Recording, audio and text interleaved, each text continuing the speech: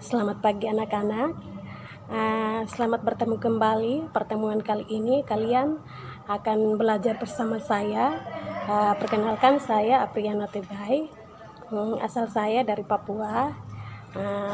Lebih khususnya dari Nadire, yang sedang berkuliah di Universitas PGRI Semarang dan sedang praktik mengajar di sekolah. Seperti itu perkenalan singkatnya. Anak-anak, kali ini kita akan belajar tentang teks cerita sejarah.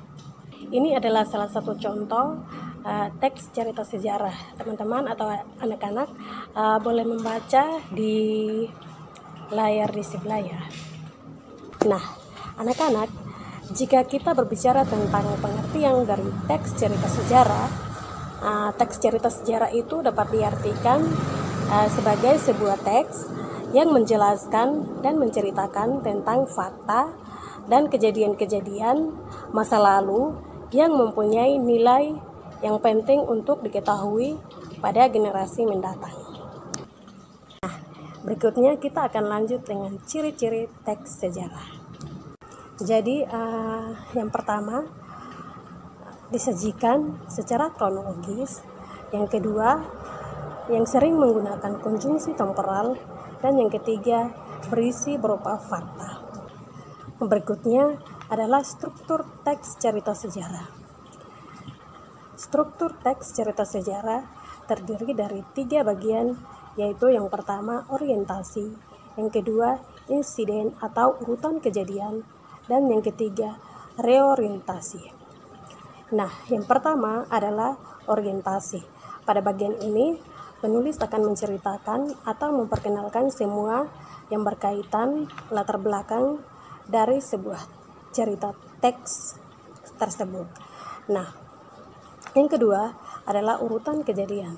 Pada bagian ini berisi peristiwa sejarah yang terjadi disusun berdasarkan urutan kronologisnya.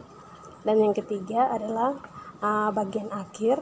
Biasanya pada bagian ini berisikan pendapat atau pilihan yang sifatnya pribadi dari penulis berupa komentar terhadap cerita atau teks cerita sejarah yang telah tertulis.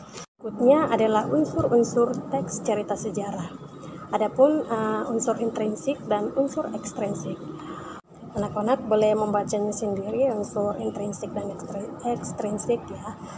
Dan yang berikutnya adalah jenis teks sejarah dibagi menjadi 2 bagian. Yang pertama adalah sejarah fiksi. Nah, sejarah fiksi memuat novel, cerpen, legenda, dan roman. Nah, novel adalah karya fiksi prosa yang ditulis secara naratif, umumnya dalam bentuk cerita. Dan cerpen adalah cerita pendek yang berbentuk prosa fiktif, dan legenda adalah cerita prosa rakyat yang dianggap oleh sebagian orang merupakan suatu yang benar-benar terjadi. Dan yang terakhir adalah roman. Nah, berikutnya adalah biografi, autobiografi, cerita perjalanan, dan catatan sejarah. Nah, keempat bagian ini termasuk dalam sejarah non-fiksi. Jadi biografi yang menerangkan kehidupan seseorang yang ditulis oleh orang lain, dan autografi itu adalah keterangan hidup yang ditulis oleh orang itu sendiri, dan cerita perjalanan adalah cerita yang menceritakan tentang perjalanan, serta catatan sejarah adalah teks yang menceritakan fakta atau kejadian masa lalu yang menjadi latar belakang sesuatu yang mempunyai nilai sejarah. Nah, adapun perbedaan antara sejarah fiksi dan sejarah non-fiksi. Sejarah fiksi adalah jalan pengisahan sesuatu berdasarkan dunia nyata maupun menurunkan pengisahannya secara langsung dari dunia nyata. Dan yang kedua, gambaran kehidupan batin seorang tokoh lebih mendalam. Yang ketiga, penggambaran karakter tokoh tidak secara keseluruhan. Dan yang terakhir adalah menyajikan kehidupan sesuai dengan pandangan pribadi pengarang. Dan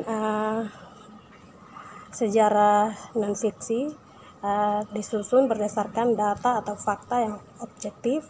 Dan yang kedua, penggambaran kehidupan tokoh ditulis lebih lengkap berdasarkan fakta dan menyajikan kehidupan sesuai data dan fakta. Nah, adapun fungsi dari teks cerita ini adalah fungsi rekreatif yang memberikan rasa gembira, senang pada pembaca.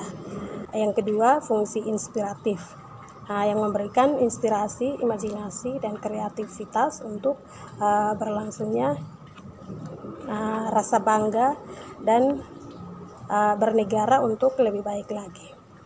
Yang ketiga adalah fungsi instruktif. Jadi sebagai alat untuk membantu dalam pembelajaran. Dan yang ketiga, fungsi edukatif dapat dijadikan petunjuk dan pembelajaran kehidupan bagi manusia dalam berperilaku.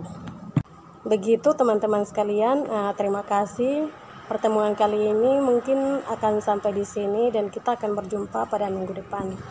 Berikut Ibu akan membagikan beberapa tugas anak-anak sekalian boleh mengerjakan. Minggu depan kita akan melihat kembali tugas yang Ibu berikan. Terima kasih, sampai jumpa.